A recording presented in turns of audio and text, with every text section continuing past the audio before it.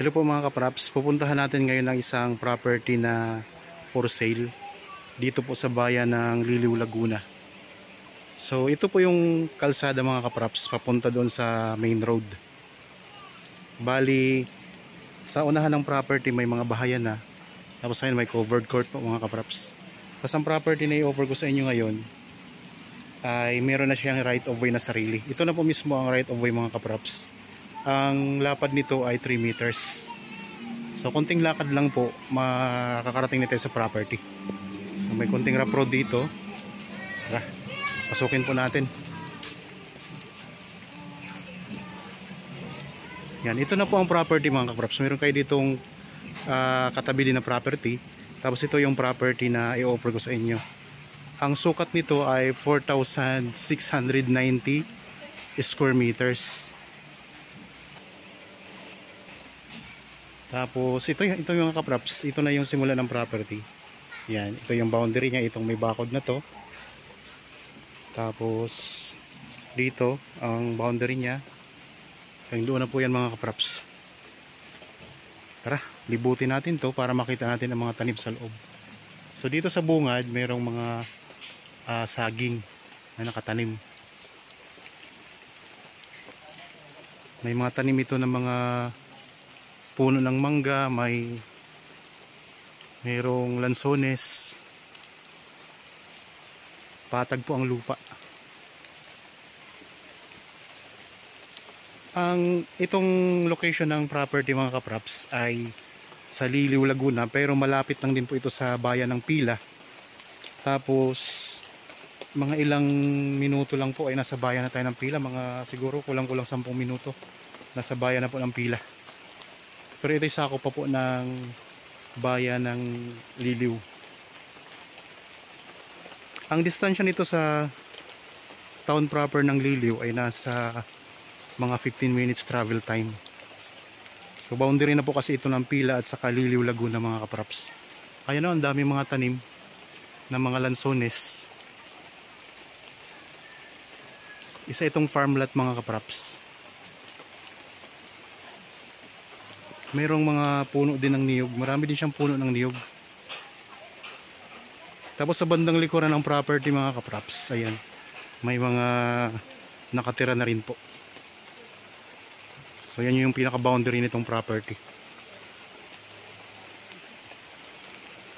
Ulitin ko lang mga kapraps, ang sukat nito ay 4,690 square meters. Marami pala itong puno ng niyog mga kapraps.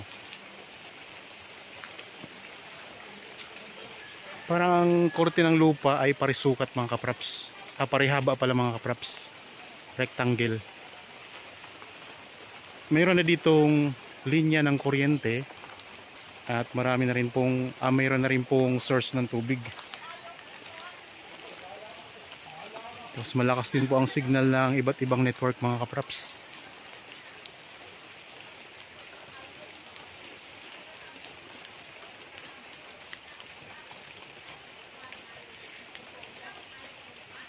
Yan, ito may mga nakatira dito sa bandang boundary ng property. Yan, dito tayo ngayon sa bandang likuran. Kulang-kulang kalahating hektarya ito mga kapraps.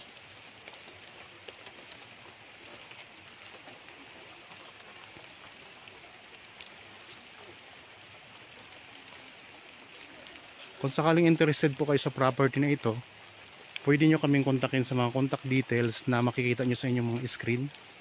Meron po tayong Viber, meron tayong cellphone number, Facebook Messenger, at meron din tayong WhatsApp mga kapraps.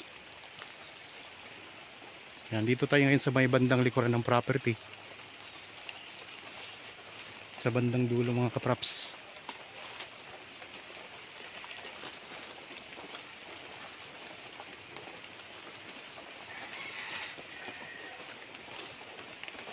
Ang daming mga lansones dito.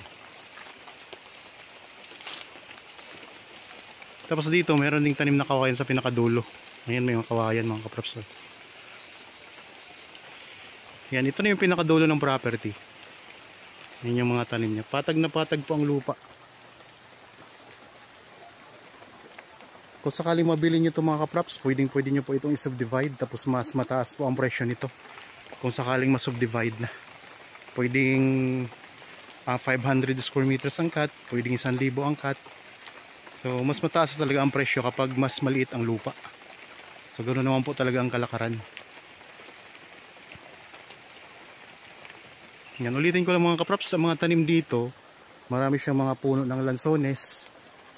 Ayan, maraming mga puno ng niyog, mga saging. Yan po yung mga tanim niya sa loob ng property. Tapos may ilan pang mga puno din na nakatanim dito. Meron na kayong mga kapitbahay. At malapit lang po siya sa main road. At meron itong sariling right of way, yung pinakita ko kanina sa unahan. Sarili na po yung right of way mga kapraps. 3 meters ang lapad, kunting lakad lang po. Nasa sementadong kalsada ka na. So mga naghahanap dyan ng property dito sa bayan ng Liliw, Laguna, ito mga kapraps, pwede nyo itong bisitahin para kung sakaling magustuhan nyo ay ayusin nyo na po agad. Ang kagandahan nito mga kapraps, dito sa may gilid mayroon na siyang bakod na semento. Ayan o. So di ka na magpapabako dito mga kapraps sa may gilid, kasi ayan, may nakabakod na dito. Yan o.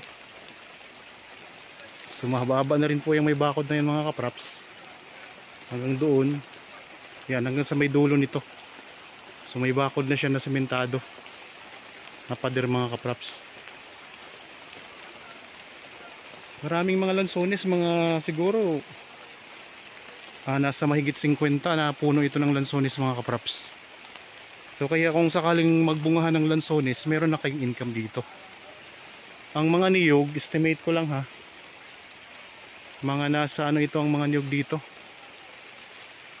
siguro ganun din, mga mahigit 50 puno din to. So di lang natin makuha ang eksaktong bilang, mahirap magbilang mga kapraps. So yan, may katabi kayong ginagawang ano, bahay po yata ito.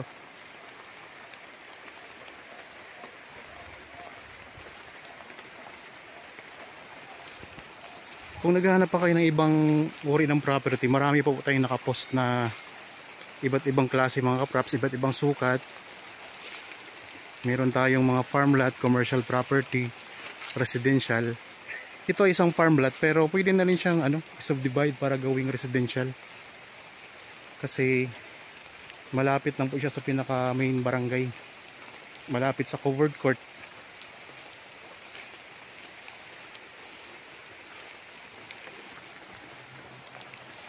So meron ng mga bahayan nakatabi kayo.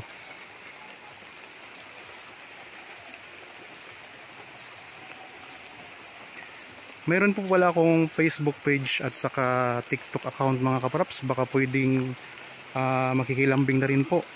Paki-follow na rin po doon. Budget Properties, para may mga shorts kasi akong doon. Ina-upload mga reels. At saka yung sa TikTok, meron ako mga ina-upload din doon mga kapraps. Ito yung property oh. Maganda, napakapatag ng lupa. Ang karagdagang detalye mga kapraps, makikita nyo po sa description box at sa title nitong video, pati yung presyo nitong property. So meron pala din itong mga tanim na santol at saka puno ng mangga.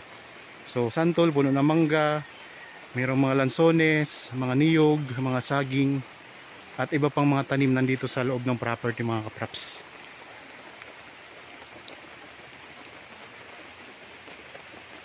So dito po ito sa bayan ng Liliw, Laguna. 4,690 square meters ang sukat. Ayan mga kapraps, naikot na natin ang property. Yun, sana nagustuhan nyo po. Para sa mga bago pa lang sa aking channel at nabadaan lang po dito sa aking channel, huwag nyo pong kalimutang mag-subscribe at pindutin na rin po ang notification bell para maging updated kayo sa mga bagong property na i-offer pa po namin. Maraming salamat po. Lagi tayong mag-iingat at God bless po sa ating lahat mga kapraps.